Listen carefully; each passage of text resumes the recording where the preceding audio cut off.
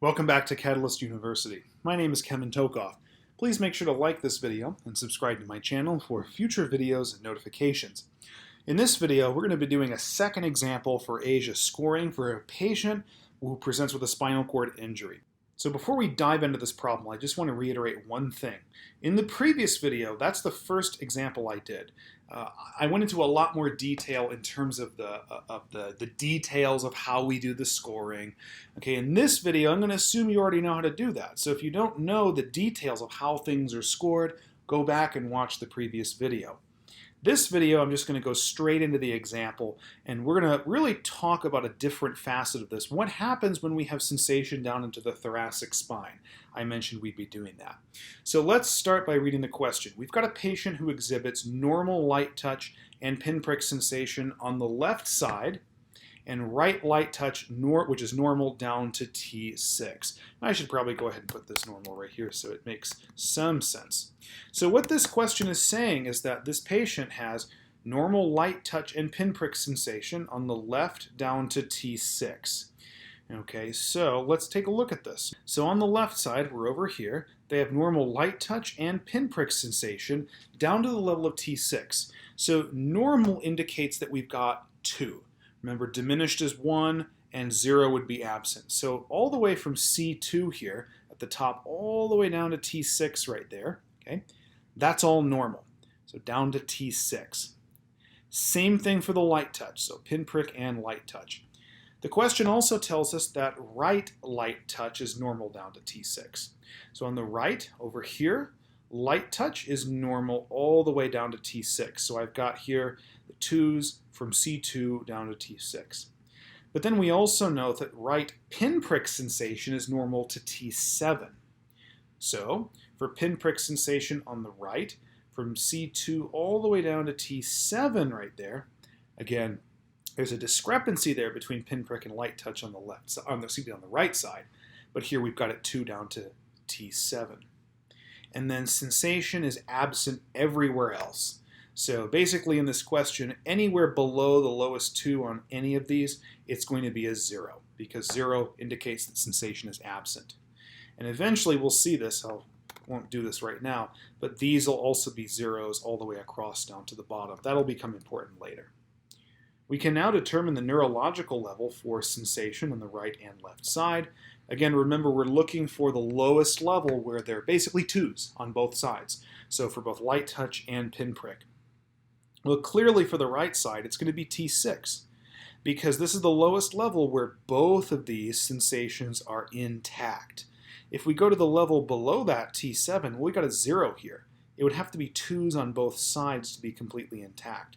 So our neurological level for the right side sensation is going to be T6, which I've put right there.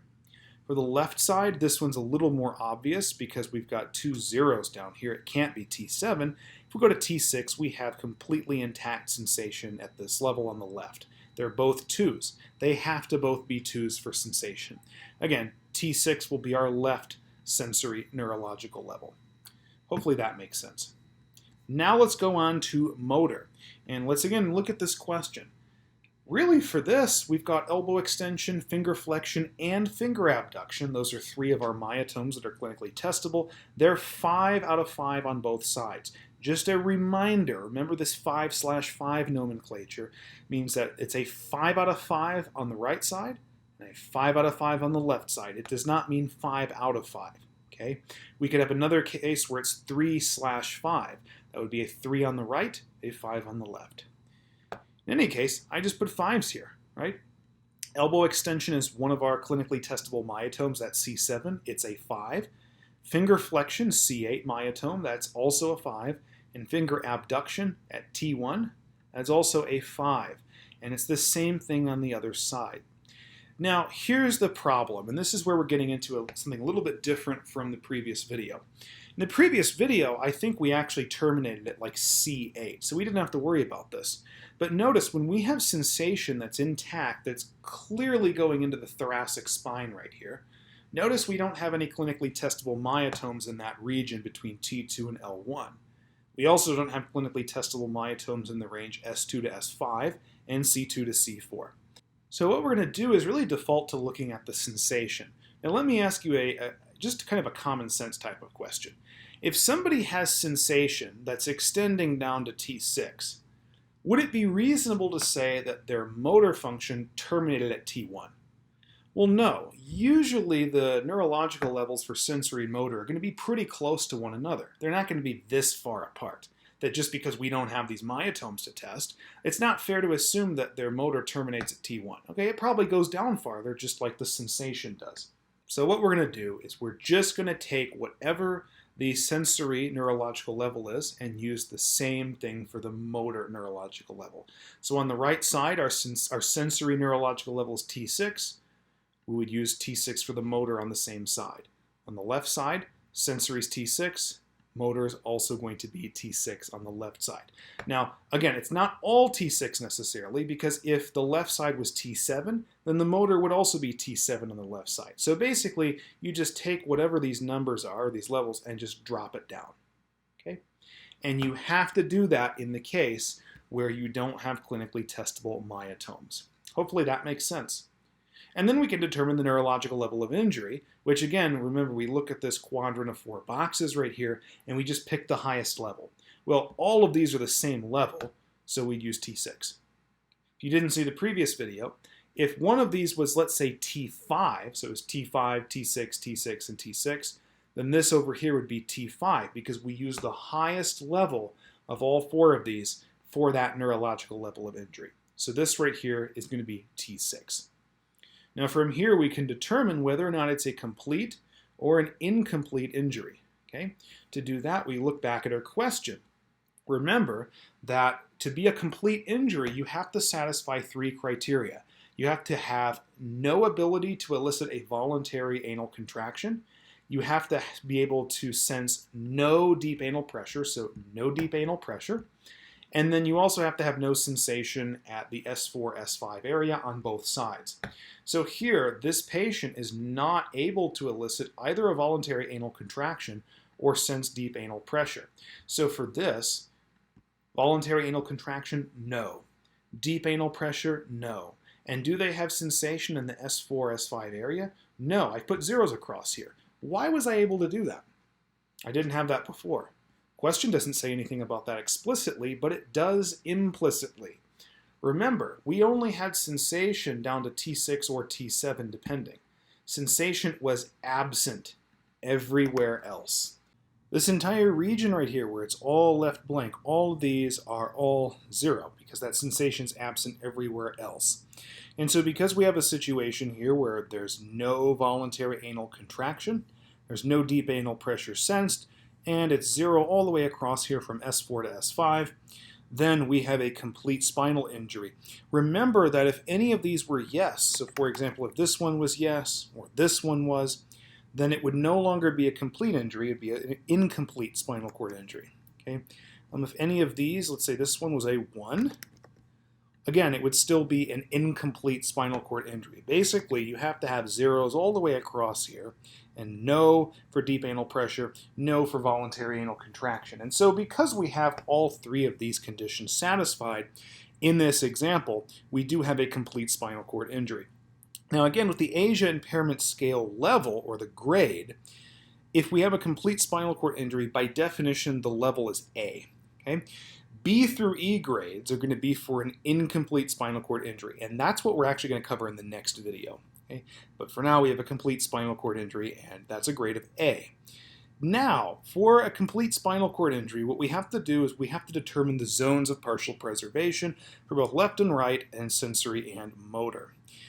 It used to be where you only did this for a complete spinal cord injury. Some sources are saying to do it now for an incomplete spinal cord injury, but regardless of which case you have, you do it the exact same way. So now let's actually do that. Let's determine these zones of partial preservation. And really the way you do this, it's pretty straightforward. All you do is you go and you look and see what is the furthest extending down level in sensory and motor that has any function at all. Okay? It does not have to be complete in both light touch and pinprick sensation. So actually, if you look at the right side here for sensory, if we go down this list of 2s, again, this T7 level right here for pinprick sensation, this is the lowest level where we have any function. It doesn't have to be a 2. It could have also been a 1, okay?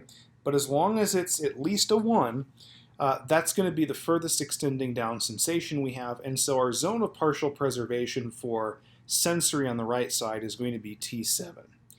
For the left side, doesn't change because we just have 2s here at T6 and 0s below that. So again, our zone of partial preservation for the left side for sensory is T6.